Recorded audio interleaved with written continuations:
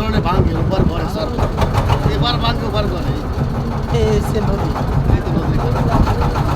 এটা যদি ওই যে ভালোভাবে বাঁধ নির্মাণ করা যেত তাইলে আর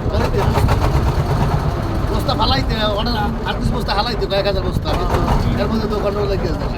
বরিশাল শহরটাকে যেভাবে ইয়া করে দিয়েছিল, দেশ চাইছিল, আবার দেশে অর্ডার হয়ে গেছে। ওই রকম যদি একবার পার্মানেন্ট গন্ডগোল লেগে গেছে। বাঁধ নির্মাণ করা যায় তাহলে আর এটা ভাঙবে না। ওই যে ঢালাই নিয়ে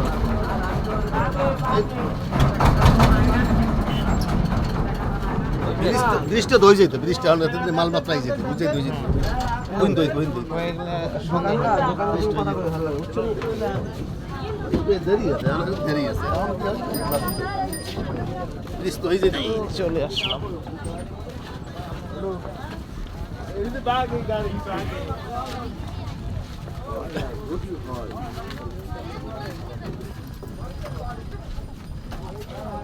এই এলাকার নাম কি এটার ভাই?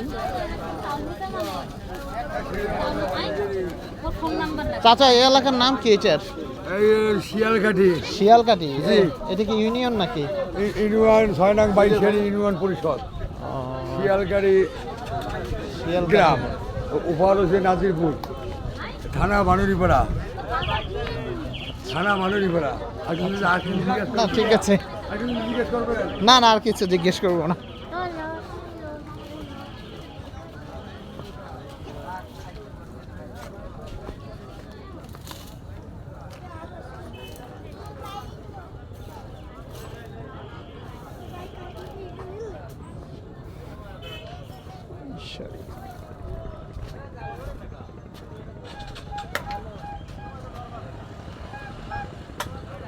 বাইশারি ইউনিয়নে আছি, বানারীপাড়া ফেরিঘাট থেকে এই পাড়ে চলে আসলাম।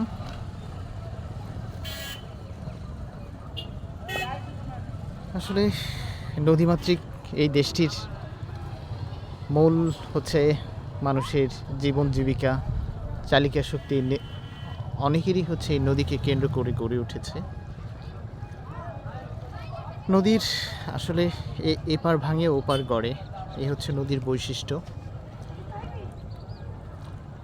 এই নদীর সাথে অনেকের সুখ দুঃখ অনেক কিছুই জড়িত রয়েছে, হাসি কান্না, মানুষের জীবনের কত স্মৃতি নদীকে কেন্দ্র করে।